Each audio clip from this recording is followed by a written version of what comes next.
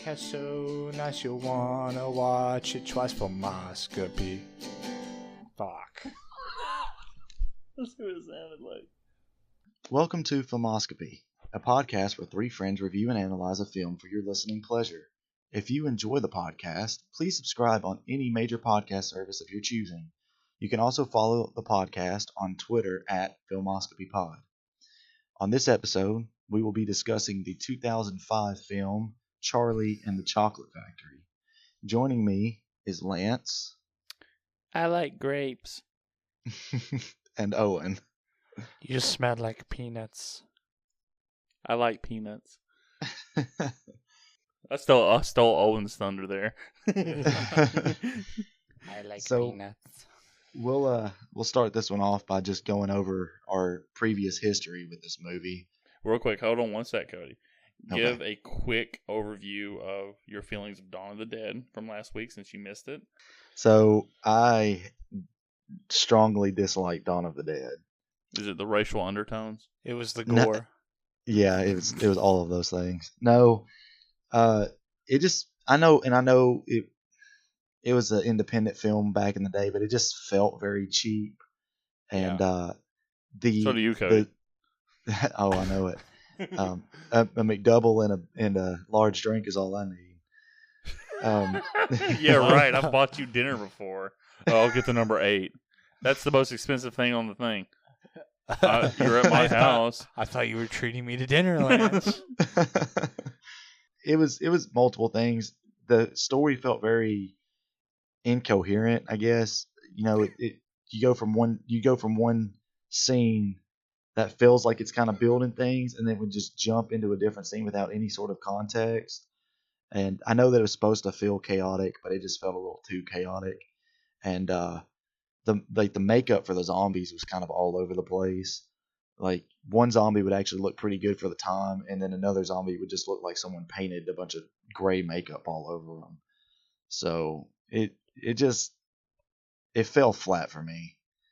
So for all the listeners, that means Cody is extremely snobbish for any old movies. He hates Tom Savini. He hates anything that's not 1993 and above. No, it either needs to be before the 70s or after the 70s. You just hate the 70s. Is terrible. Yeah, the 70s. You're like, I love this 1940 movie. Fuck. It's like, I love The Invisible Man. Hey, no, we're not gonna bash the Universal monster movies. I like those. I like those too. Okay. I like peanuts. I like. You smell like penis. Penis. So, what is everyone's previous experience with this movie? We'll start with you, Lance. Well, I heard that Owen's girlfriend really liked this movie growing up, and she still likes it. And I wanted to start off with a positive thing, because my one and only experience with this movie was watching it at this point 3 days ago at 2 o'clock in the morning. And I immediately wanted to go watch Jason Goes to Hell afterwards, just so I could get the taste of this movie out of my mouth. Spoiler alert, if you're just waiting for my recommendations at the end, it's not going to be a good one. But this is my only experience with it was watching it for this podcast. Okay. What about you, Owen? I've watched this movie when I was like a little kid. I was probably about when did this movie come out? 2005. Yeah, so I was around 5 when it came out. Jesus. So I was 15, baby. But I was older than that. I was 17. But going into it, I was thinking that it was going to suck because I don't know. I've watched the Willy Wonka one before, and I still think that one's superior. But really, it wasn't as bad as I thought it was. I think it might be a little bit of nostalgia, though. The songs, they still don't hold up. They still suck. Speaking of the songs, the only song that I've had one song and it's been stuck in my head for years. Like I'll just randomly bring it out of the depths of my memory, and it's the Augustus Gloop song. I think it's just so catchy. The rest of them are kind of blech, but you know the Augustus Gloop one I think was pretty good. For me, I grew up watching the Willy Wonka and the Chocolate Factory, the Gene Wilder movie, and I was 13 when Charlie and the Chocolate Factory came out, and that was pretty. That was pretty much like right when I was getting really into Tim Burton and Johnny Depp, and so it just felt like this perfect movie opportunity, sort of, for me. Because And you I had actually, not seen like Edward Scissorhands yet. You're like, I didn't know they already collaborated. I actually have never seen Edward Scissorhands.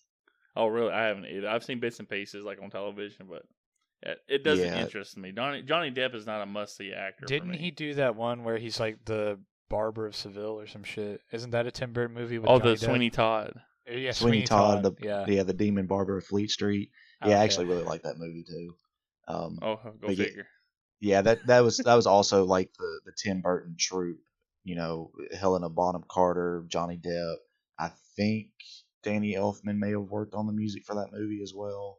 I didn't mind the music in that movie, but this one is just weird, and it's like, oh, I don't know. He matches up. It's a softcore Nine Inch Nails. Yeah, he That's matches. the thing that popped in my head listening to it because you said something about the music. I'm like, this is really softcore Nine Inch Nails. I can't even remember it. The only thing I can remember is that little thing in the beginning of the movie where it's like the little puppets going Willy Wonka, Willy Wonka. Willy Wonka, yeah.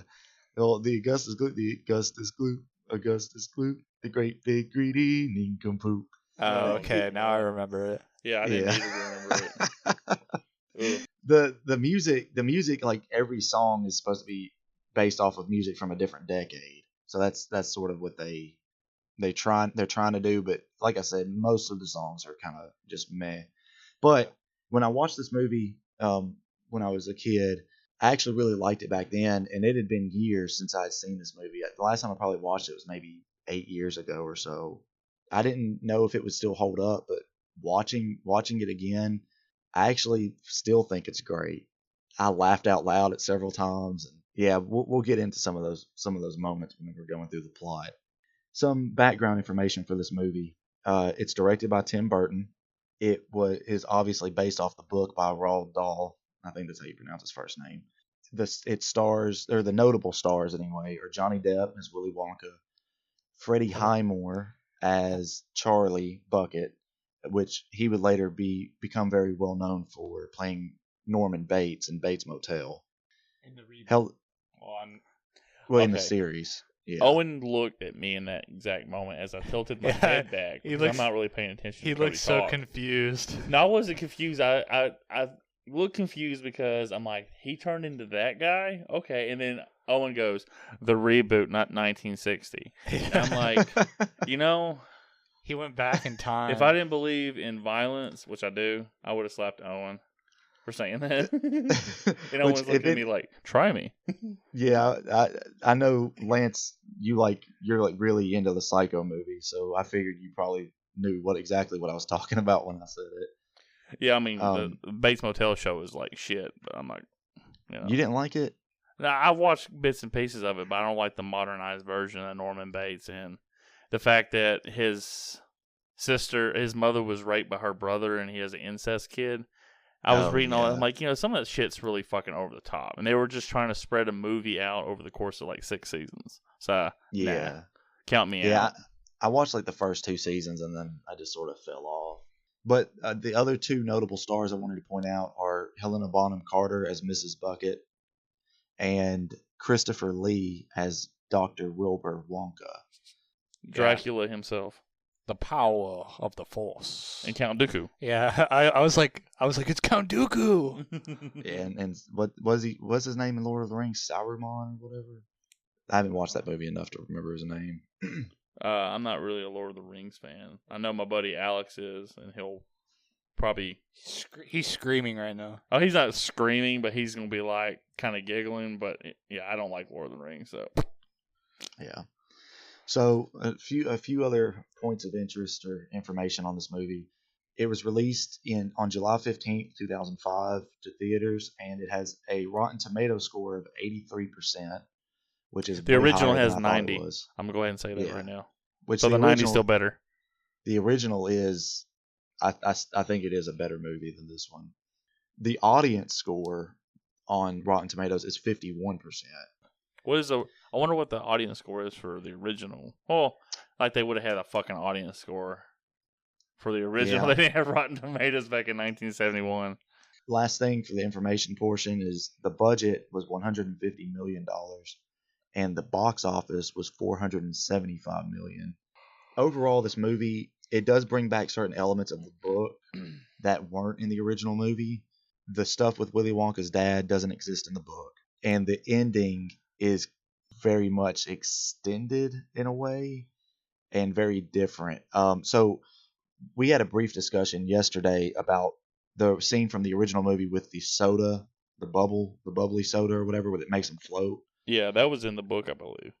No. So in the That wasn't book, in the book? Willy Wonka describes an instance where one of the workers drank some and floated away, and they never found him. But Charlie and his grandfather don't ever actually drink the soda in the book.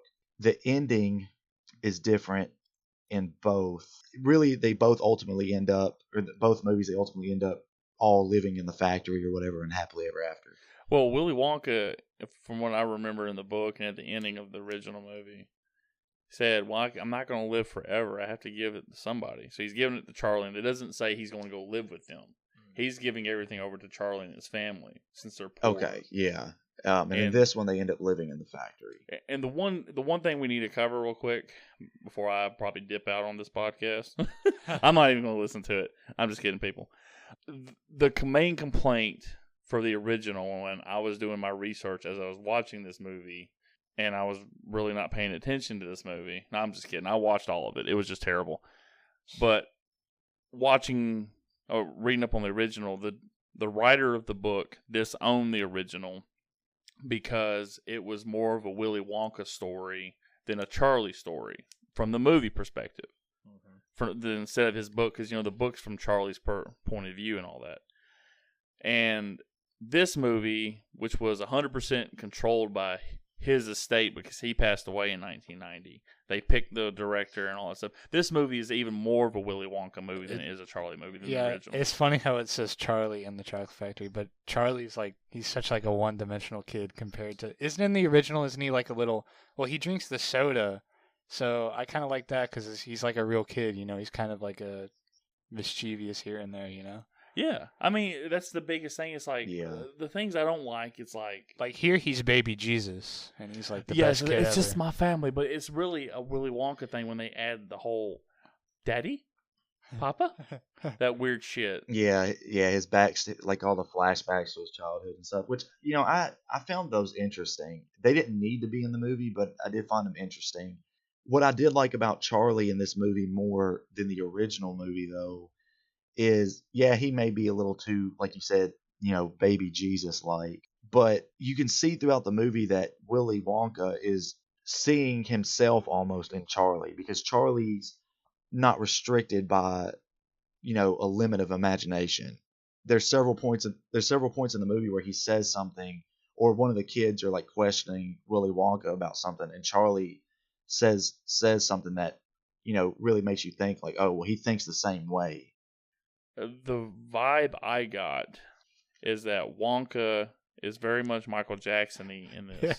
Hey, little boys. But the only reason he listens to Charlie's questions are because he's just asking him, like, oh, what was your favorite piece of candy? Or whatever, some crap like that. Everybody else is, like, asking him, like, logical questions. He goes, look, you're really, like, I just can't understand what you're saying. What does he say? You're speaking. He says to that kid, he's like, you're mumbling. You're mumbling. You stop. When the kid's actually asking him like a legit question. He's a know-it-all. He's kind of a prick. So. Yeah, they're all brats, but Willy Wonka is a pervert in this movie. Yeah, I like it when the lady hits on him and he's like, ew, you're too old for me. Oh my God. Dude, that's the thing with him. It's like, I then they tied in like Grandpa, like worked for him, and that wasn't in the original at all. So, as much as everybody says, well, this is actually closer to the book than the original. There's one thing that bothers me about the grandpa in this one. In the original, if I remember right, he wasn't like jumping up and down when Charlie got the ticket. It took him a while to do that. Yeah. He did? Yeah, he did. He got out of the bed. But no, when he gets out of the bed, Cody, you have to remember, he gets out of bed like he has been sitting in the bed for 20 years, like they say. He lumbers for a second, and then he starts dancing. Because he's so happy about the ticket. But they show him, and he's like slowly getting up. And this one, he immediately just jumps up like, woohoo, wee, on this weird shit. Well, let's just agree that Grandpa Joe is a piece of shit in both movies, because obviously he's able-bodied and he's not helping his family, who literally have holes in the roof. In the original, I will go back to this thing. In the original, it literally the desire or whatever it is that he has to go to this thing with Charlie, to be with Charlie in this, because he loves Charlie a lot in the original. Yeah. He slowly gets up. It's that desire that gets him out of the bed from the last 20 years, because they're all been sitting in there. Is it just that he just wants to go with him, or is it like it's something? But it's a deeper thing in the book. Yeah. Is there no like attachment for him for the factory? No. Like in the originals? Yeah, that's the thing with the new one that I thought, because I remembered like in this one he's like he has his own motive for wanting to get into the factory, like his own kind of like selfish motive where he's like, I just want to see it again in the factory one more time. Yeah, and in the original one, he's like, who wants to see it? But, I think Charlie picks Grandpa to go with him. And he goes like, oh, Charlie, your Grandpa can't get up. Yeah, isn't in this one he's like, take me, motherfucker, take me. Kind of. So the original, there are more heartfelt stuff. Willy Wonka is like a psychopath. I'm not going to like lie about that. Gene Wilder played him like that. But which is awesome. That's why I think, if you look at these two movies, everybody sits there and says that, oh, well, the new one's closer to the book. I think really the original's closer to the book when it comes to tone and like the character's motivation. I've never read the book. I've read the book years and years ago. I don't know. I mean, they both have parts that are different from the book, and they both have parts that are the same. I know one of the big things that the original just completely created was the geese that laid the golden eggs. It could have been more a production issue because it may have been more difficult to animate like animatronic which it would have squirrels.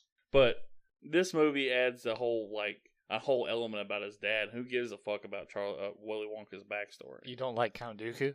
I mean, I like Count Dooku in not in that Star Wars movie.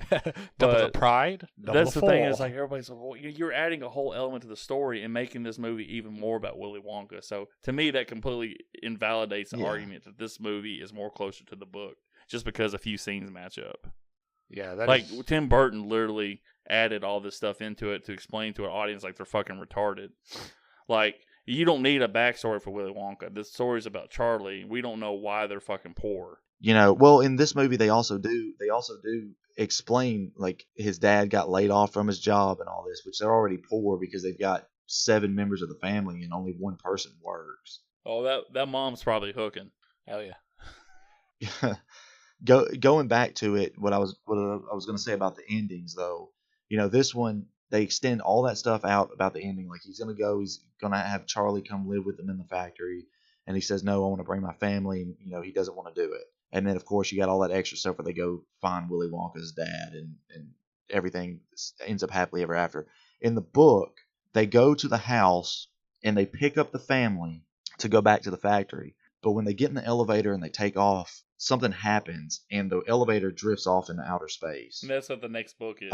Which leads into this. Yeah, the next book is called Charlie and the Great Glass Elevator, and it's all about like alien invaders and all this stuff. And it wasn't nearly as good as.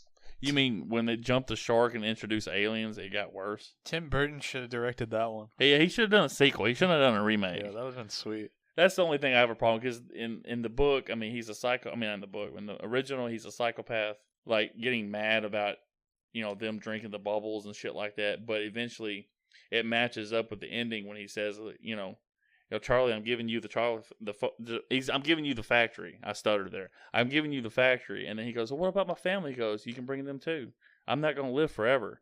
He turns into this like heartwarming thing, and then it matches the book more than the new one does because he still just doesn't understand family and all this other shit. Which is the thing I was really put off with. Right. Like I say, he comes across as creepy. The only reason he answers Charlie is because Charlie asks these really simple ass questions, and he's just everybody else is just really unlikable and very cartoonish. Like it doesn't feel real at all. Well, that's how it is in the book. The unlikable people are supposed to be unlikable. They're intentionally made that way because you're supposed to sympathize with Charlie and see that he's out of everyone, he deserves what he gets in the end. Except for drifting off in outer space. Except in this one, I don't know. They made him too clean, I guess. Yeah, like the original one, he has more faults compared to it. And like I said, we're comparing these movies, so anybody's listening to it is like, God, he keeps bringing on the original.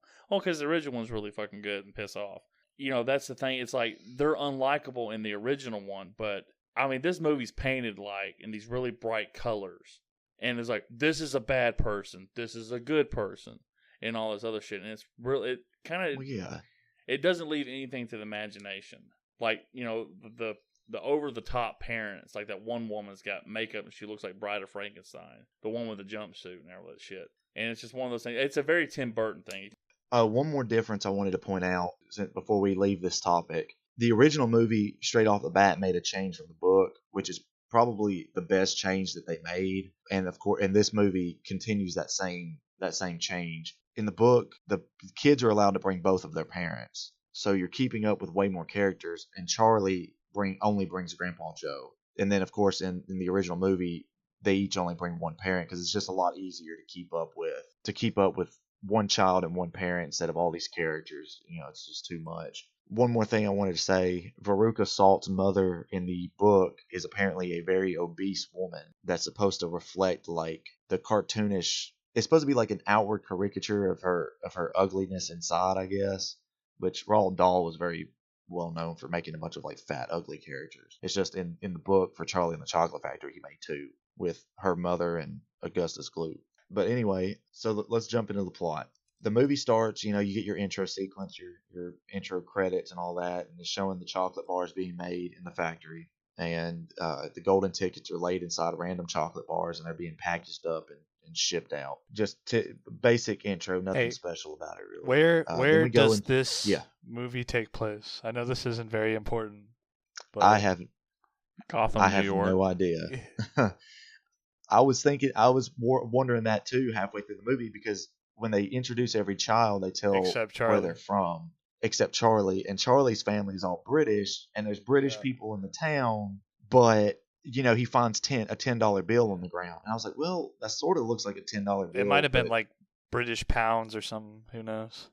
But it wasn't, because when he goes into the candy shop and gets the golden ticket, there's people in the shop offering to pay him $50, yeah, they say $500. I forgot. Yeah. So and they have American accents, so it's very confusing as to where he lives and where this factory exists. But of course, it could just be some made up place that, you know, just exists for the sake of the movie, just like Loompa Land. You know, hey, that place is real, so take it back. Well, if you're a geography teacher, you should know.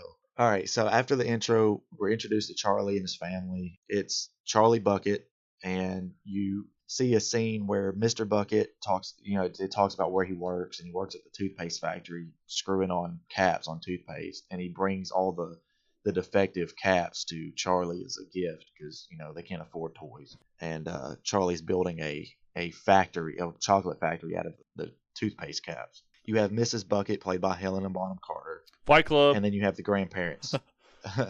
You have Joe and Josephine. And you have George and Georgina. And Georgina in this movie is apparently just has lost her mind. I like grapes.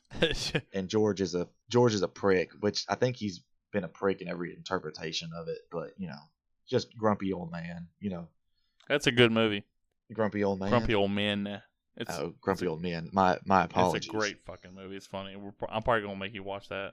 I've never seen that or heard of it either. It's Walter Matthau and John Lemon, like the Odd Couple. Who? Have you ever heard of the Odd Couple, like the show or movie or anything? I am doing a podcast with morons, people. Anyway, no, but it's really good. I'm not gonna suggest anything that you guys are gonna go, what the fuck is this? Okay, so after we see the toothpaste factory thing, Grandpa Joe talks about how he used to work in the chocolate factory. Well, he worked in a shop that Willy Wonka owned before he opened the chocolate factory. He also worked in the factory, though. Yeah, he did. Is that in the book, Cody? No, it's not. Okay. None of the family has any connection to the chocolate factory at all in the book.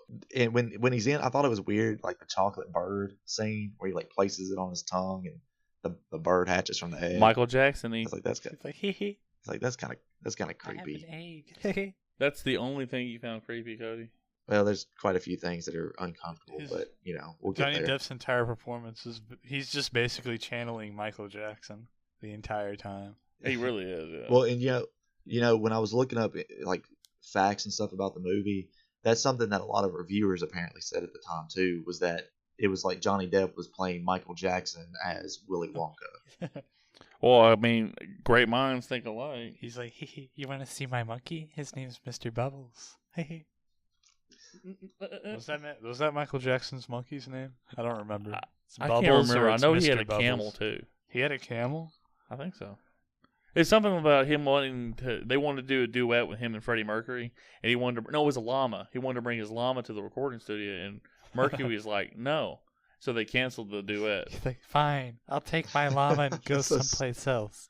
Hee hee. That's so pretty stupid. much. Then Marlon Brando was like, "Yeah, I can do. I can come in and do a solo for you guys. We always on need your next podcast, a guest star of Marlon Brando. I will try to. I mean, it's hard for me to channel the voice when I'm sitting here thinking about Johnny Depp playing Michael Jackson as Willy Wonka. So after that, you know, it says that Wonka opened his factory 15 years ago. There's a scene where he goes to meet an Indian prince named Prince Pondicherry. Okay, are they actually Indians? Yes, it says in the movie, it says Indian prince, and he goes to India. It says New Delhi at one point. Isn't that just in Walmart?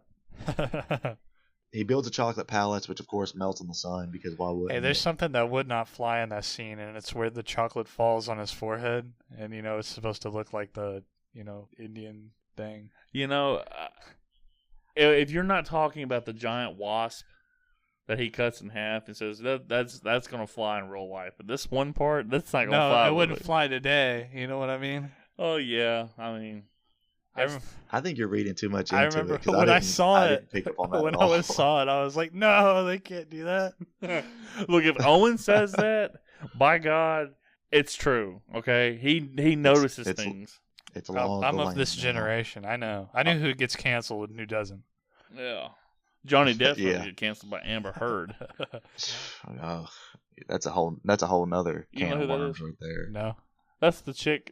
She played. I think she was in Terminator 3. The blonde chick. She was an Aquaman. She's the Aquaman, like his little love interest, and she's like super fucking abusive on Johnny Depp, just beating the shit out of him.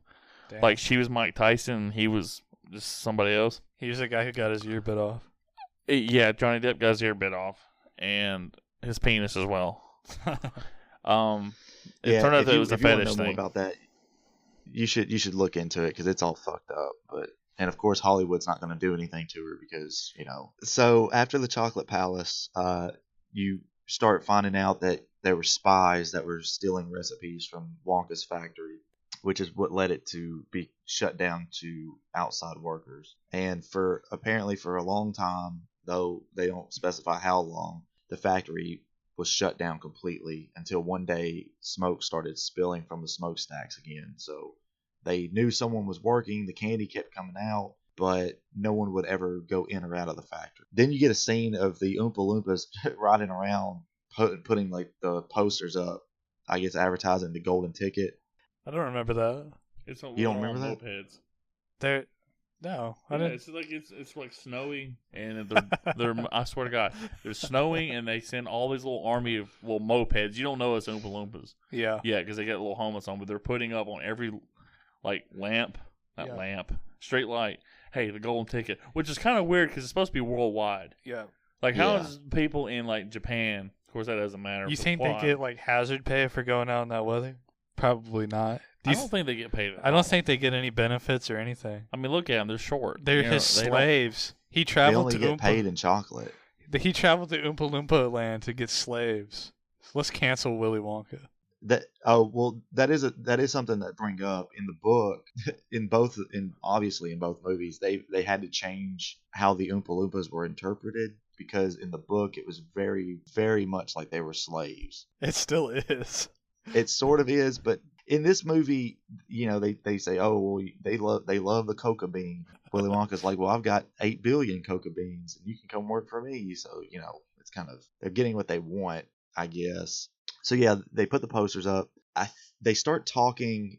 Charlie starts talking to his family about the golden ticket and the contest and all that. Or maybe they see it on the news. I can't remember for sure. And Grandpa George says, I guarantee you that the first child to get it is going to be fat, fat, fat. And then you cut to Augustus Gloop in Dusseldorf, Germany. He's being interviewed by the news. They asked him, how he found the golden ticket. And he talks about how all these different flavors that the golden ticket may have been because he bit into it. And they ask him how he celebrates. And for some reason, it made me laugh. But he's like, I eat more candy.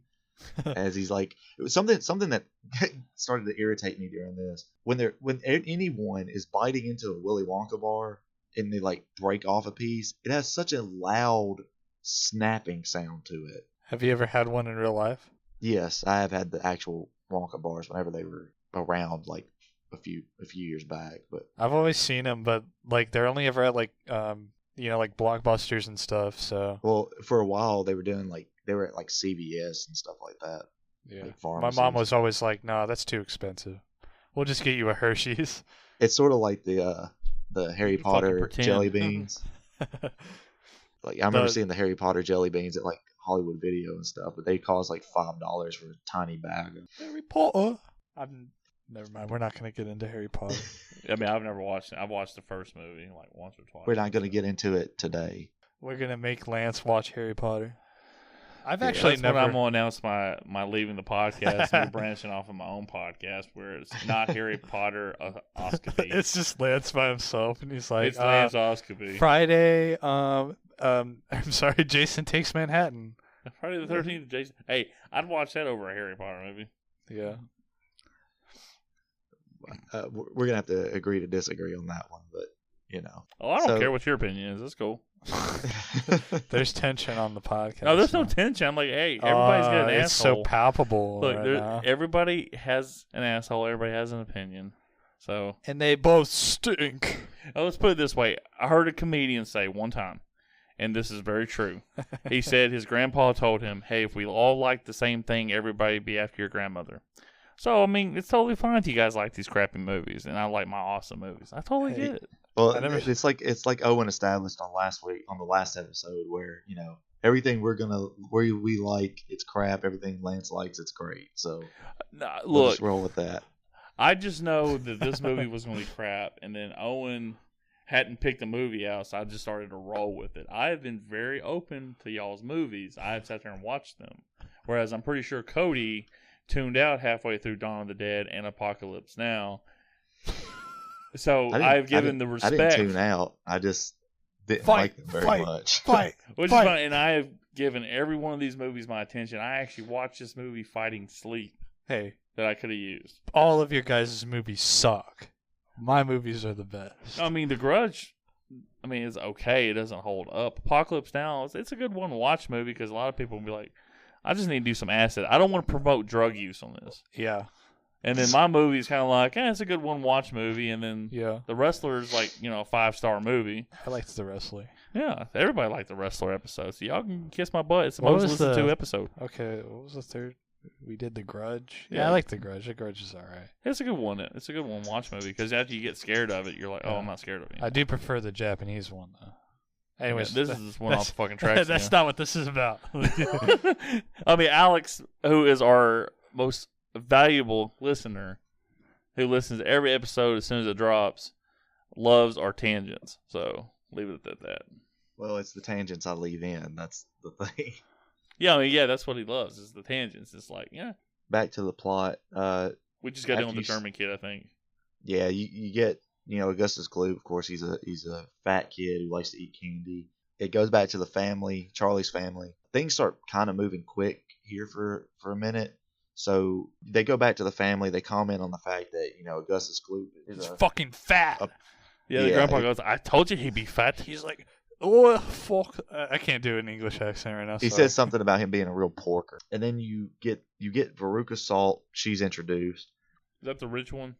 Yeah, she's the spoiled brat. The way her mom looks at her in that beginning opening shot, I swear to God, I've seen so many, there's this, down here in the South, there's this Uber mom who's always into their kids sports and shit, and that's exactly how they fucking look at their kids. They're they look like they're want to kill them. You're confusing her for Violet Beauregard. Okay, never mind. Veruca Salt is the rich spoiled let's girl. Cut and paste this part, Cody. Cut and paste that part, yeah. You mean to tell me that these characters aren't memorable? Which ones? No, they're memorable. It's just their names aren't memorable, really. Yeah, I didn't pay attention to their names. Well, I literally said Veruca Salt, and Lance is like, "Is that the rich one?" I said, "Yeah, the rich spoiled." Well, they both look like they were fucking rich and spoiled. Shit, they're all spoiled, rich assholes. Well, they're all spoiled, yeah, but she's the rich spoiled one. Yeah, she's the one. I want a squirrel. I want a squirrel. Fucking bitch. Damn, that was some aggression. Only on Cody's fucking part. losers like fucking English horse riding. I will Shit's say lame. this movie, I hate the kids, except for Charlie, of course. It does a very good job of making me just despise these children. It's over the top. Yeah, it is over the top. It's like watching '80s WWF. You know? But Like I the characters are like I black can't and determine white. who I dislike the most, if it's either Veruca or Mike TV, because he's a real prick. But When I was a kid, I thought Mike TV looked cool. I was like, dude, his spiked hair looks badass. His I fucking skull shirt. So is his name like Mike the TV or Mike TV? Cody, I'm asking you, damn it. What? Is his name Mike TV? Yeah, his name is Mike TV. Well, I always thought of it like now. I mean, I never paid attention to his name, but he reminds me of the Miz on WWE because the Miz is Miz TV, and he Yeah. has spiked up hair and all that crap too. So I'm like, okay, I can see that. I had no idea that was his fucking name. I obviously I had zoned out. I was already Wikipediaing a lot of shit. So yeah, we get Veruca Salt. She's spoiled brat. They show the scene of her dad telling her his nut shilling factory that they're going to be shilling candy bars instead. I'm extremely happy and that it's very clean that it actually was a nut shilling and not like an undercover sex shop. Yeah. Almost. What is it like? Nut shilling? What are Nut you talking shilling. about? But the guy, the rich guy. Yeah, his job. Yeah, his factory is a nut shilling, Daddy's got to go to the factory. and then he's gonna have his nut shield, shield or whatever. I've got some nuts to shield. I'll be back. and it's just women giving like hand jobs to. He's just getting blown by like 5 women. Oh God! He's yeah. like, all right, look, I need you to open these candy bars, okay? God, no, you don't stop though. Now talk dirty to me while you do it. Oh, so one of the employees finds the ticket and she tries to steal it, but he catches her. How he catches her in the sea of like 75 people that are down there, I don't know, but he somehow is right beside her when she finds the ticket. It's called transportation. He It's called teleports behind her. teleportation. It's in the Friday the 13th movies. Yeah. And then it shows him giving the ticket to Veruca, and she immediately asks for a pony. So it just to really like drive in how spoiled she is. And very ugly too. Yeah, and stupid. She probably grew up to be like super hot, and I'm gonna like eat my words or something like that. But like, ugh. Yeah. We jump to Violet Beauregard from Atlanta, Georgia, and she is the sporty one, the one that has all these trophies, the world record holder for chewing gum the longest or whatever. Is she kung fu in the book? I don't remember really. I doubt it because the I book don't was like think written so. in the book was written in like the 40s or 50s. Everybody was. was. It was kung written in fu. the 60s. That old? I'm just kidding. They jump back to the family, and one of the family members, one of the grandparents, describes her as a beastly girl. It's the grandpa that doesn't go to the thing. He's the one that says that about every kid. Yeah. Like, Because you have the white other guys. one, the other grandma. She says something off the fucking wall, not the peanuts joke. But she says something else. You She's like, smell I like can't remember what penis. she says. She goes, I like wasps or some stupid shit, and she just looks. No, at him. yeah. There's a point where they're talking about something, and she says despicable, and Then she acts stupid again. Charlie's mom asks if she knows what they're talking about, or no, one of the grandparents asks if she knows what they're talking about, and she says dragonflies. Okay, So- there we go. That's what the other one was. So we're introduced to Mike TV. He's from Denver, Colorado. So we jump back to the family. The dad's been laid off. Mr. Bucket has been laid off. I can't believe you don't need any more people to Wait. twist on tubes of toothpaste. We're not going to talk about the game the kid was playing. Hey, I just saw a lot of flash. was he Oh, playing? it was some kind of shooting game, wasn't it? He wasn't playing anything, but he looked like he sucked ass, so fuck him. Well, what the thing I noticed about it was he's playing a game, a first-person shooter with like a flight stick. Oh, yeah, he's using a flight stick. I forgot. I was like, what the hell? He's too fucking smart for normal controllers. Yeah, he'd be that motherfucker that's like playing Dark Souls with bananas or whatever. Yeah. So the dad's laid off. They at some point they gave Charlie his birthday present early, which is a candy bar. What's a And- Wonka And candy bar? they all eat it too. What the fuck? That's like Yeah. a big moment. The thing Cody's like, they just give him a candy bar. It just kind of plays up. I'm like, that's a really big moment, Cody. Calm down. Well, the first one, yeah. I mean, they do this big build up, and of course he doesn't have the golden ticket. Later on, he goes, or Grandpa Joe gives him money to go buy another chocolate bar. And I actually kind of like how it cuts where he falls asleep and then he wakes up when Charlie gets back, and they're all excited, and you think that this is going to be it, and again, no golden ticket. Which in the original movie, they got the golden ticket on the second bar, right? Well, I don't remember them having a second bar. I just remember him going to the candy shop in the original, and it happening like it did in this movie. Well, they gave him the birthday chocolate. Well, yeah, but that's the first bar though. Right, that's what I mean. And then you asked about the second bar though.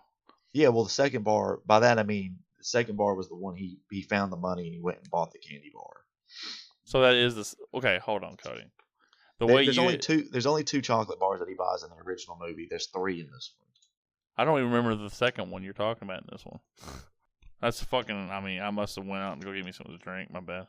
The second one was the one that I just told you that Joe gave him the money. Hey, I don't remember that either. I don't think that happened in this movie. I only remember him buying, or he gets the one for Christmas, and then he goes out and buys the one at the candy shop. Okay, he gets one for his birthday.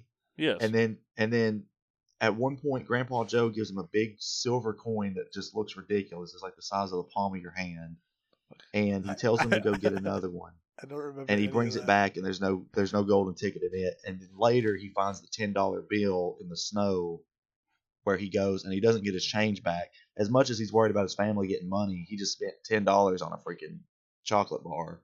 But then he runs back home, which I couldn't remember if it was this movie or the original, but it was the original where he sings about having a golden ticket on his way home. Yeah. Well, the original when he finds the golden ticket in the thing, I feel it's more realistic when everybody's trying to grab the bar from him and offer him money, and then the cashier guy or the guy who runs the shop, he grabs him and goes, "Charlie, run home." And it's really cool. This one is like 2 people ask him, and he just runs off, and it's like, I feel like people will be trying to snatch that motherfucker from him. Right, and then the original one, he's singing, "I got a golden ticket," running home.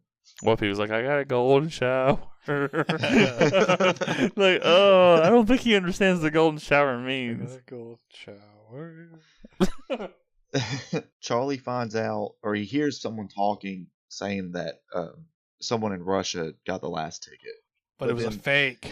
Yeah, it's fake. Literally, like 2 minutes later, you see that someone reading a newspaper where it says it's fake as he's opening the chocolate bar that he buys with the $10 bill. Russian hacker, fake news, motherfuckers. All right, is that the same Russians that hacked Rotten Tomatoes and gave The Last Jedi a bad audience score? Of course. Okay, I just want to make sure. I just want to make sure we're clear because I remember when The Last Jedi came out, somebody wrote a detailed article saying the same Russian bots that I do believe, and my conspiracy theory, I do believe hacked our American presidential election in 2016 is the same Russian hackers that gave The Last Jedi a fucking terrible score. Rian Johnson is a saint. I would let him give me a golden shower.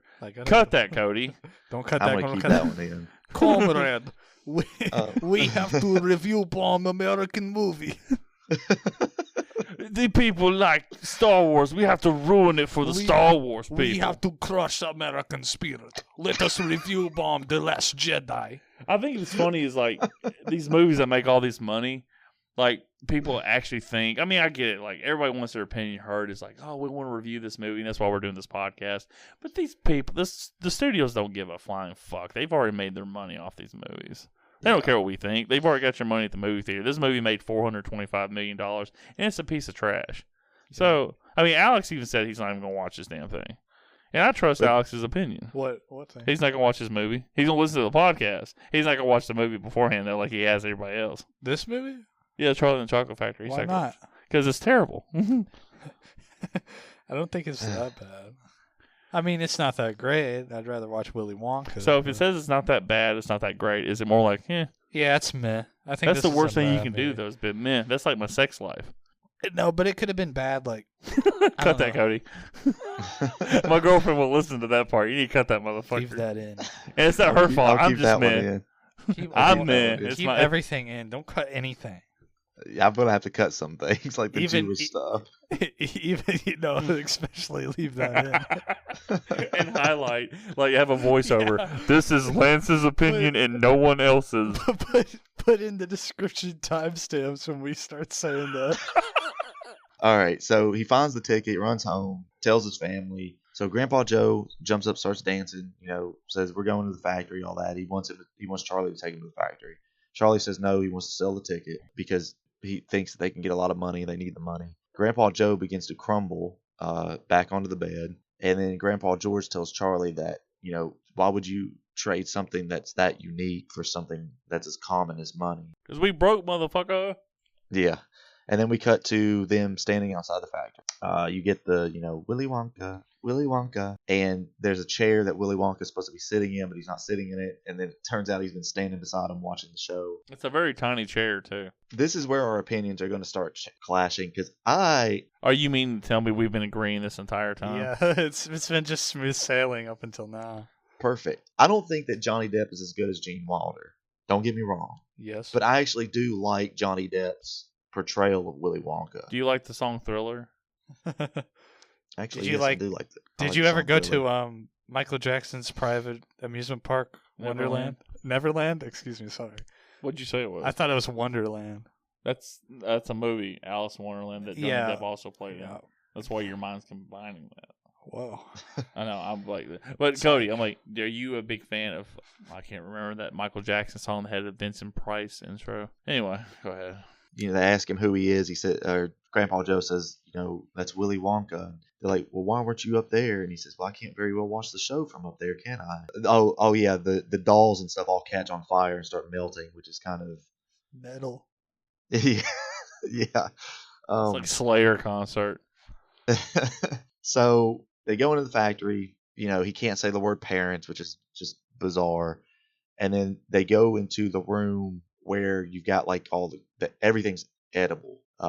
The grass, the trees, everything. The chocolate river's there. And he tells them about the waterfall, the only factory in the world that's the chocolate is mixed by waterfall. Well, he says everything in this room's eatable. And says, everything is? And he says, yes, including me. But that, kids, would be cannibalism. And it is very frowned upon in most societies, which, again, I thought was funny. But, they just start fucking, like, eating the shit out of them. Like, fucking. I have always wanted to eat the grass. I don't know why. I'm like, what does chocolate grass taste like? There's something about it. It's not like, chocolate grass. It's like just candy grass. Yeah, it looks candy. It looks like the shit they put in, like, Easter baskets. Yeah, which is not candy. Yeah. So why would you even bring up Easter baskets? Because that's what it looks like. Like, I mean, I understand it. I imagine it's candy. I always thought the grass would taste like maybe like chocolate or something like that. Chocolate River's was really cool. And the thing that, of course, that one Mike TV kid or whatever the fuck, the Miz, I'll call him the Miz. When the Miz stomps on that one thing and doesn't even eat it, I'm like, fucking just ruined something like fucking awesome looking. Yeah, and his dad's like, he tells him like enough or whatever, and he says he said enjoy, and then goes back to stomping on it. It's fucking badass, dude. Yeah, he's just a little prick. So you see an Oompa Loompa. I want to say you see multiple of them, don't you? Well, you see the one working, and then they all start coming out. The woodwork. They're all played by the same guy named Deep Roy. He in real life he is 4 foot 4 inches tall. Damn. Are you for real? Is he from India? Yeah. I don't know. I probably should have written that down. But damn. Yeah, he is that short in real life. Well, they make him even smaller in the movie, but yeah, in real life he's like 4 foot. He's really 2 foot tall. If he was really short. He's actually 1.5 feet tall in real life. Is he still alive? Yeah, he is. Thank God. They made them really. Thank goodness that Deep Roy is still alive. Yeah, they made them like really small in this movie. They're like the size of. They look like they're like 1 foot tall. I kind of like the whole like. I don't know. I'd rather them look like they did in the original and be fictional characters so you don't feel bad for them. For some reason, I feel like these people just got duped into like working for this guy without getting paid, but for the chocolate nut or whatever. Chocolate nut. The cocoa bean. My bad. It's a bean. It's not a nut. Yeah. Never mind. The chocolate nut. My chocolate nut right over here, baby. He's like, Michael Jackson's like, I got a chocolate nut for you. I'll give you a chocolate nut. Yeah, he's just man. He's like, hey, I like you guys. You guys are all so tiny. And he's got, I mean, I'm not criticizing Johnny Depp as an actor because he's a very good actor, and I do enjoy the things he's done. He's really cool in Pirates of the Caribbean. Well, he's funny in Pirates of the Caribbean. I mean, it's awesome. I just question the motivation for this version of Willy Wonka because he looks like Michael Jackson and he acts very unlikable though. Instead of like at least the Gene Wilder, going back to that, because he is very fake when he's like happy and stuff like that because he's actually miserable and he gets like angry really quickly. This Willy Wonka's like all over the fucking board, and it's like for all these characters that are black and white, like you hate all 5 of these kids, you like Charlie and all this other crap.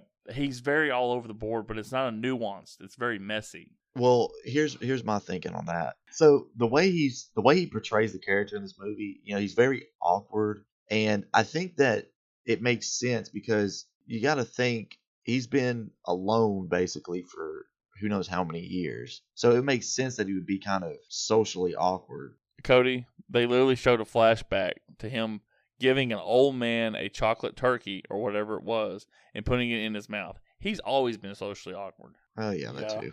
But once they ask who the Oompa Loompa is, you get the flashback to him going to the jungle of Loompa Land where they live in the trees and they worship the cocoa bean, or the coca bean, I guess. And what was inside the wasp? That big wasp thing that he killed? Oh, yeah, I forgot. The wasp. He sliced it and then he like licks the goop or whatever. So does he feel like with like Gusher juice or something like that? For anybody that doesn't know, Gushers is a candy that us kids enjoyed. And it's not as popular anymore. Yeah, it is. It's just as popular. It's not. It's on an aisle. It's on the same shelf as raisins in the store. That's not popular. Lance is like, yeah, I'm a kid. I went to kindergarten yesterday.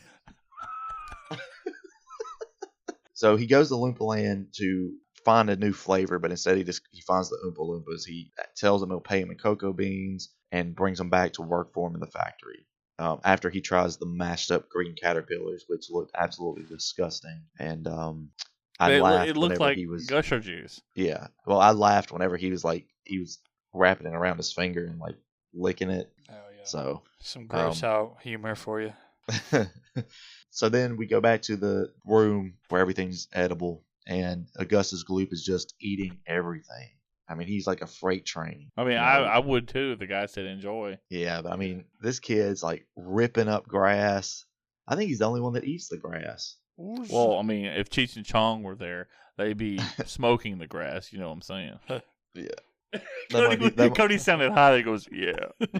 Yeah, like he just got to hit off a bong. He's like, yeah. So Augustus Gloop goes to drink out of the river, and he falls in and gets sucked up into a tube. And then we get the first Oompa Loompa song, which we've already talked about. Yeah, I don't remember it. 9-inch nails. I don't remember Hair what like it sounds a hole, like again. fat boy in a pole. He gets sucked up and carried away. Willy Wonka says it's going to a room that's making chocolate-covered, strawberry-flavored something. And Augustus Gloop's mother is like, "Are you going to make him into that?" And he says no, because the flavor would be terrible. So the Oompa Loompas guide her to find Augustus, and they move on. They get into the boat. Now, this is a big difference from the original movie, because in the original movie... They had the chicken getting its head cut off. Yeah, in the original movie, they go on the boat, and it's like this weird acid trip that they're on, which is, to me, in that original movie's great, but the boat ride makes zero sense. I like it. I like it a lot.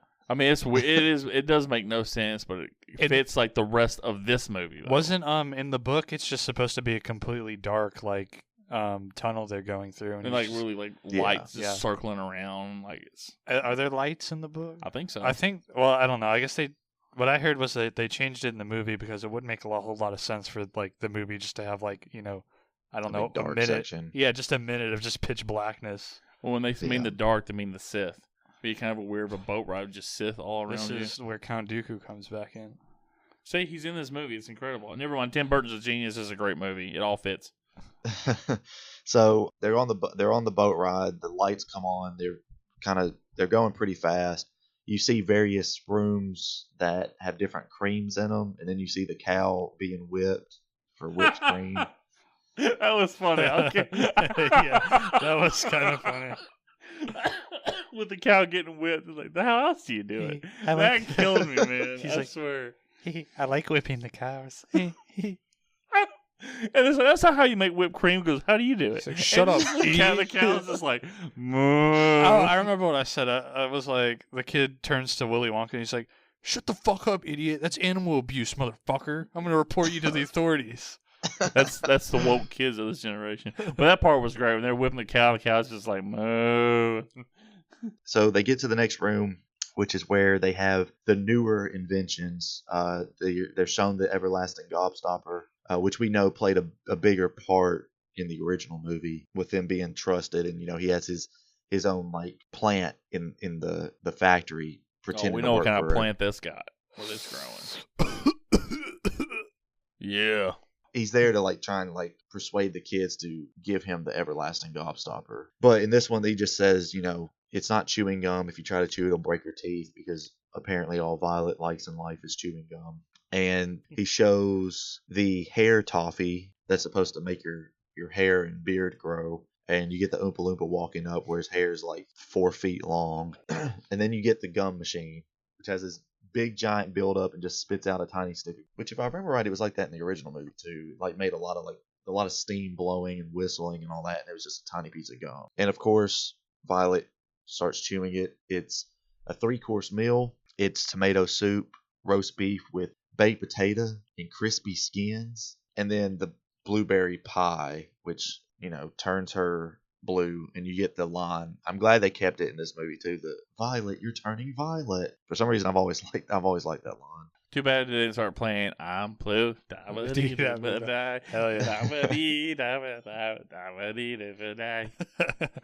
And then this, I don't remember really any.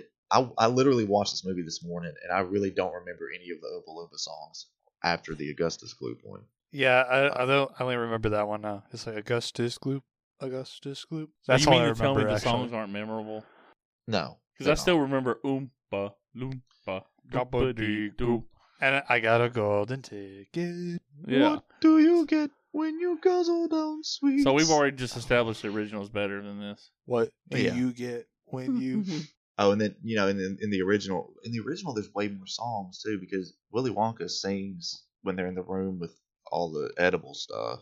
Is it? Come with When you me. say edible stuff, you gotta be very specific. And Because you'll some people be be like, "Oh man, I knew there'd be edibles there." in a world of Is this a Walt Disney movie? No, it's not. No. I'm just curious. I mean, it's a legit question. No. Disney doesn't have anything to do with Willy Wonka. So is it Willy like was Wonka. it a Warner Brothers? I think I saw the Warner Brothers logo in the beginning. I think so. And there's actually been 3 Willy Wonka movies. Apparently, I know this is a little tangent from what we were talking about, but apparently in 2017 there was an animated Tom and Jerry movie that was the story of Charlie and the Chocolate Factory. Is it official canon though? It's real. Official Tom and Jerry canon? I don't know what you're talking about. We're talking about the canon. Is dude. it canon to Willy Wonka's universe? Yeah. Or is it like Yeah, a parallel thing? Is this part of the Willy Wonka cinematic universe? Yes. Is this like Universe 6 like it is in Dragon Ball Super? Yes. Okay. Good. So I'm glad we got it covered. I'm just making sure. So Violet turns blue. She swells up. But she turns Dude, violet, though. You got to quit changing things up. Cody. Yeah. You literally just said Violet turned violet, and you're like, she turns blue. Come on, Cody. Oh, Lord. At one point, someone says you're turning blue, and then her mother says, Violet, you're turning violet. Well, she actually just turned blue. That Yeah, was she's just blue like, because you it's know, a violet. blueberry. Violet's a lighter shade of purple. So, Yeah. What a load of shit. This movie fucking blows. I mean, you said it, not me. I'm glad somebody finally agrees with me. They roll her out after the song. They say they got to go juice her. I remember that, yeah. He's like, I mean, damn, dude. I'm glad she wasn't like 18 years old and said, we got to juice her. So then we go to the room with the squirrels where they are shilling nuts.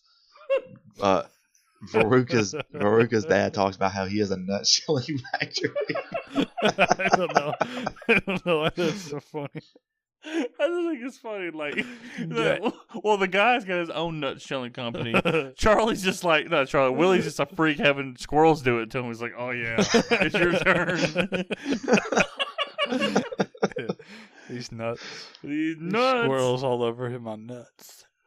Oh. And then Veruca, of course, being the spoiled brat, she says that she wants a trained squirrel. She wants for a pet. squirrel. A squirrel. Willy Wonka says no. He fucking takes his voice like the fucking Predator. Do you think this movie is in the Predator cinematic universe? Definitely. I love that part when he does Veruca's dad's voice, and Veruca's dad kind of like looks at him like confused and horrified at the same time. Just like the guy did in Predator. He's like, anytime. Cody's only seen Predator like once. The fucking factory's gonna explode. Because he like set off the bomb at the end. Get to the chopper. Get to the chopper. When the elevator's going up and they're going to crash through it, Grandpa Joe's like, we'll be, it'll smash into a million pieces. And Johnny Depp's just like giggling to himself, like a maniac. So, but hey, instead of them saying get to the chopper, Charlie would be like, get to the chocolate. Get to the glass elevator. So Veruca goes down and she wants to grab a squirrel because Willy No. Wonka won't Say sell the Slow line. motion when she's going to grab the squirrel. Say the line. You know what I'm talking about. Where Johnny Depp says, I don't know. he says, "Don't touch that nuts. Don't touch that squirrel's nuts. It'll make don't it touch that squirrel's crazy." net. It'll make him crazy. When she goes to grab the squirrel, it zooms in slowly on the squirrel's face. I died laughing at that part. All the That squirrels poor- look- he's like, "Brr." They look so funny. The squirrels hold her down. They knock on her head and determine that she's a bad nut, and then they end up throwing her down the chute. And the whole time, Willy Wonka is trying to find the key, but he's doing it very, very slowly because you can just tell that he hates. Why doesn't he just go over the fence? Yeah, I don't know. Like they couldn't step over it. It was weird. And what it doesn't make sense is I don't remember the squirrels pushing the dad in. Like the dad wasn't that bad of a guy. He just spoiled his daughter. And they just pushed him in like he was a bad nut. I mean, I'm not going to sit there and read sexual undertones in this movie. He was a nut. But his wife probably wasn't satisfied at the house, if you know what I'm saying. Then we move on to the TV room at Mike TV, and you got the big chocolate bar that gets transported across the room into the television, which seems extremely impractical. It's a 2001. The chocolate grass, though, is real. Cody's like, seems extremely impractical. I'm like, Cody. No. So my point is that he said, well, it'd be so much easier just so you could reach into your TV and grab it. It's like you're literally having to make enormous chocolate bars to transport them across whatever to get to a TV so it could be a normal size chocolate bar. So you're just producing way more chocolate than is necessary. Well, I think that my takeaway from it was when I was just assuming like if a commercial was playing with Willy Wonka, they could just reach in and grab the candy bar. Like he's putting the candy bars into other people's televisions so they can have it right then and there. Right. That is the whole point. But still. Why does he get money for it? I mean, I think he owns the town, to be quite honest with you. Yeah. I don't think he wants money. I think it's like a fetish. He says like the commercial would be say something like one of Willy Wonka's chocolate bars. Well, try one now, just as like a thing, and then you get them hooked because he puts drugs in it, and then they all run to the candy store to buy a bunch of them. This movie's starting to make sense now. All right, I get it now. I got it now. Instead of by you coca didn't notice beans. all the times that Willy Wonka dropped acid in the background. It's like a big Easter egg in the movie.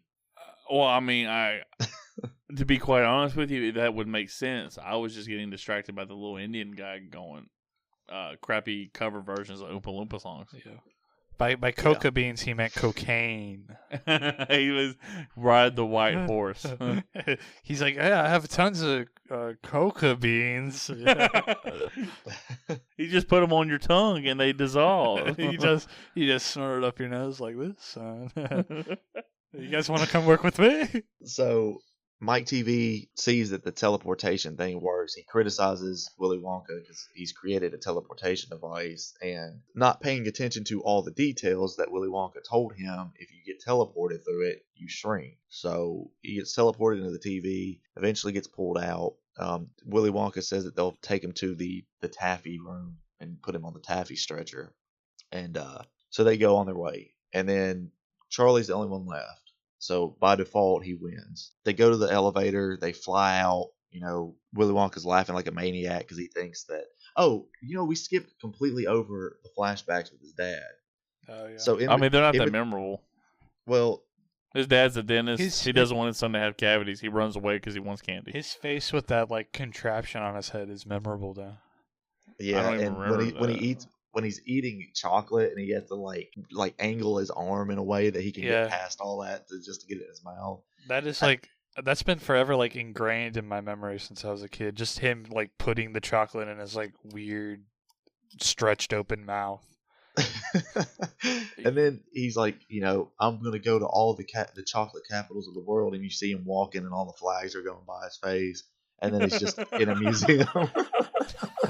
Sorry, son, we're closing. That was pretty fucking funny. I like that part. Really good. So Sorry, son, we're closed. Oh. he goes home, and my impression of this moment is that he's quote unquote running away. He goes to the museum, and he's like, well, I don't got anywhere to go, so I'm just going to go home. And he goes home, and the house is missing. It's been ripped out of the complex that it was a part of. Again, this movie is so close to the book. Well, we already established that the flashbacks with the dad aren't part of it. But anyway, back to Charlie. Charlie wins. They go on the elevator. Willy Wonka's laughing like a maniac as they're about to crash through the ceiling because I don't even think he really even knows if it's going to work. They go through. They get to the house, which he destroys the roof even more and doesn't even offer to fix it on his way out. He tells them that he's won the factory. Charlie wants to bring his family. Willy Wonka says no. He goes, absolutely not. Yeah. He's confused why Charlie wouldn't give up his family for the chocolate factory, but everything in Charlie's life is his family, so Willy Wonka's depressed and he leaves. He's got an Oompa Loompa therapist who he tells everything to, and he determines that his candy's terrible because his mood is terrible, or he's been feeling terrible. You're good. And then he takes off the glasses and nods. Charlie's dad ends up becoming a repairman at the toothpaste factory so he can repair the machine that replaced him. They end up actually bringing money in, even though the house is still a complete disaster. But at least they're eating real food and not cabbage soup or whatever it was in the book. I can't remember what it was. Delicious. It was cabbage soup in this movie. What? At the beginning, they were eating cabbage soup. Yeah. Oh, Did y'all okay. miss that I just didn't remember them saying it. But they've got like a full cooked chicken and all this stuff. So It wasn't turkey. chicken. It was a cabbage painted like a chicken. Like, this is so good. Well, we can't afford an actual chicken, but we can afford the paint to make it look like a chicken. Exactly. All the prosthetics and The chicken flappers and all that stuff. Charlie is a shoe shiner. Willy Wonka finds him and is asking him questions. And I think, it's implied that Charlie already knows that it's Willy Wonka sitting there. They talk. He still says he wants to bring his family. He offers to go with Willy Wonka to find his dad. And they find him. His house has been placed in the middle of nowhere pretty much. Middle of nowhere. We used this man. creepy stuff happens in nowhere. It's up to Courage to save his new home. Stupid dog! You made me look bad. Booga, booga, booga. Somehow Willy Wonka's dad's dentistry practice is still thriving because There was nobody in there. There were plenty of people in there. There was You saw him. the footprints in the snow. No, I'm kidding. You're like, it seems to be thriving. I'm was- like, there are people just waiting outside of all that damn chocolate we ate. He was out there practicing his Sith training. Oh my god. He's like, when he comes in there, you see there's a shadow of Emperor Palpatine behind the door. He closes like a hologram in the back of like Emperor Palpatine. He's like, yes, my master. And he comes in and he goes, what can I help you with? Count Dooku's a dentist by day and a Sith by night. That's why he left the Jedi Temple.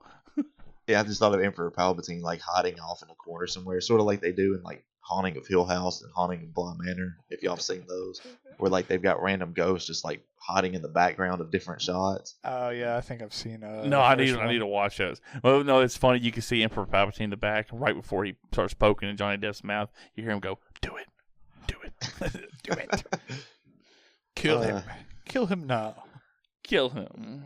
So he comes in, he's getting his teeth checked. The dad says, I haven't seen bicuspids like these since. Since he starts shaking and shit like that. He goes, Willie. He goes, Papa. And then they have a very awkward hug. And then it cuts to, well, guess what? Willy Wonka found his dad again, so he's happy. So he's gonna let Charlie come live in the factory with his entire family. They just pick up the house and move it into the factory instead of.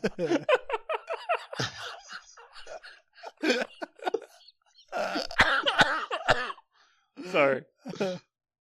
I guess I should go ahead and say it. Because What? he's gonna let Charlie come. The way you paused. Oh, yeah. It's like he's gonna let Charlie come. Charlie's just been waiting to bust the nut. Oh, I'm glad this whole movie. Charlie's like, everybody, he's so sweet. No one see him bust his nut. Oh, He was looking at all those squirrels breaking open those nuts. He was like, God, I wish that was me. he's over there like about to bust, and then Willie goes, "Go ahead." He goes, "Oh, Finally. there's gonna have to be so much of this stuff that's cut out this episode. that was incredible. You can't cut that. That was funny, but I mean, people are gonna like that. Trust me. so Anyway, but the one I don't yeah, understand. people are gonna like it until this blows up, and then some idiot online's like, well, they made a joke like this in episode 5. Serious discussion though. So he makes up with his dad. Isn't he supposed to be bringing his dad with him back to the factory, or no? Yeah, I don't know. And it's weird because his dad, as much as he hated candy and everything, he was still proud of his son. He collected all the newspaper clippings of Willy Wonka's accomplishments. Well, and stuff. holy shit, dude! I mean, he owns a chocolate factory, giving everybody cavities and making his business thrive. Of course, he's proud of his son. Yeah. Oh yeah, I never thought of it that way. And he's also proud of him because he owns a town. Than me, dude. Come on. What baffled me about the end is that they just moved the house into the factory. Like, Cody, why would one you quick not? question. I got one legit question. Yeah. And it's burning in my mind now since you just asked that. You said the one thing you didn't understand, and we went through this entire movie. No, I didn't say understand it. I said it bothered me. I thought you said you didn't. Nothing else bothered you. Like nothing else bothered you in this movie. I mean, I said okay. Let me say it again. The one thing at the end of this movie that bothered me was that they just moved the house in instead of building some kind of suite or whatever. Because they burned the puppet hospital and burn unit in 20 minutes. So why can't they build them a house? I get that, but the fact that his own house when he was a child just disappeared didn't bother you. But this bothered you. We've already established in this canon that houses can disappear and be moved even when they're built with other houses. I think like creepy condos. You're misunderstanding. It's not the fact that the house was moved. Because in the context of the movie, yes, they've already established that happened. What bothers me is the house is a rundown piece of shit, and they didn't build them a new house. They just moved the old piece of shit house. Well, they probably care about that house, Cody. They fixed the roof. Remember? They care about the house that's falling apart and it's leaning sideways. It's comfy.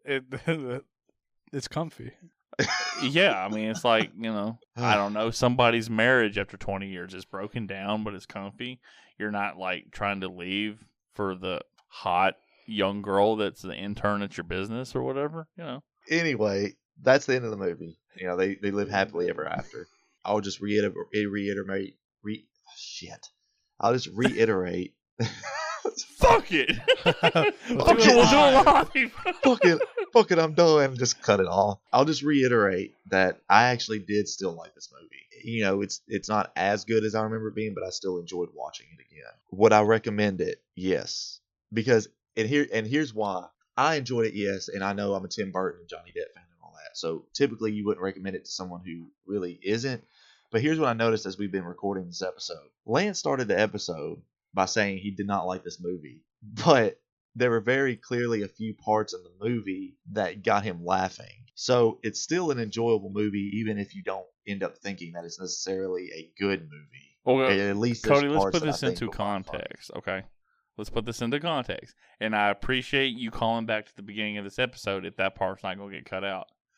But I also found a few parts of The Last Jedi funny and enjoyable, even though I completely despise that movie. Point in case, Luke Skywalker milking that fucking beast's nipple. Is that intentionally funny, though, or was it supposed to... I thought it was supposed to be subversive. I guess. Because it's a Ryan Johnson thing. It's really subversive. What does he mean by milking the tit? He's just milking the tit. And I found that thing funny. In that moment, it was haha, that's really great. And he's like, milk. So finding 3 scenes in this movie going, ha, that's funny, is the equivalent of me liking that in The Last Jedi. You say, haha, that's funny, but think back to when I brought up the whipped cream And I mean, they were whipping a cow. That was hilarious. It was hot. I mean, that's a great like concept. I thought that was great. Milking a space mammoth on the beach on a desolate planet, but like these little nun creatures Hilarious. like Luke Skywalker does, is fucking like 5-star rating. That's worth the price of admission. Okay, then you've just solidified my point. I recommend this movie. Lance, would you recommend this movie or not recommend it? I recommend everybody watching the original. And if you are of the Tim Burton fandom, yes, you'll love this fucking movie. I don't think his style is even all that strong in this movie, really. This movie looks like Batman Returns. You're going to tell me it doesn't look like that strong? Only like in the beginning and like some parts, but like when they're in the factory, no, not really. Yeah, I mean, to me, it really does seem like Tim Burton put some of his style in it, but it does. You're right. Once they get in the factory, it really just does like feel like, because Roald Dahl, with the way that he describes the factory and stuff in the book, it's just so out there anyway that it's kind of hard to make. He's very Tim Burton anyway. Yeah, so it does. It may feel like Tim Burton because it's naturally like Tim Burton, but it's not really because Tim Burton put his own style into it. But I agree, like in the city and stuff, in like the town, it does feel very Batman Returns. The beginning, very strong Tim Burton vibes, but once they get in, And I didn't really like this. I don't know. I didn't like the muted color tones of the movie. I don't think it really conveys like a magical Wonderland kind of thing that I think the Willy Wonka factory should give off. I'm trying to think back to the original because you get the big like burst of color when they go into the room where everything's edible. That's the only way I know how to describe that room. I don't know what it's actually called. The candy room. The candy room. They're all technically candy rooms except for the room where they treat the burned puppets. And the room where they crack nuts. Where they bust nuts. Yeah, because it's just nuts. But yeah, I guess you really don't have a lot of color past that point because the TV room is just all white, which is supposed to be, bright lights and all that.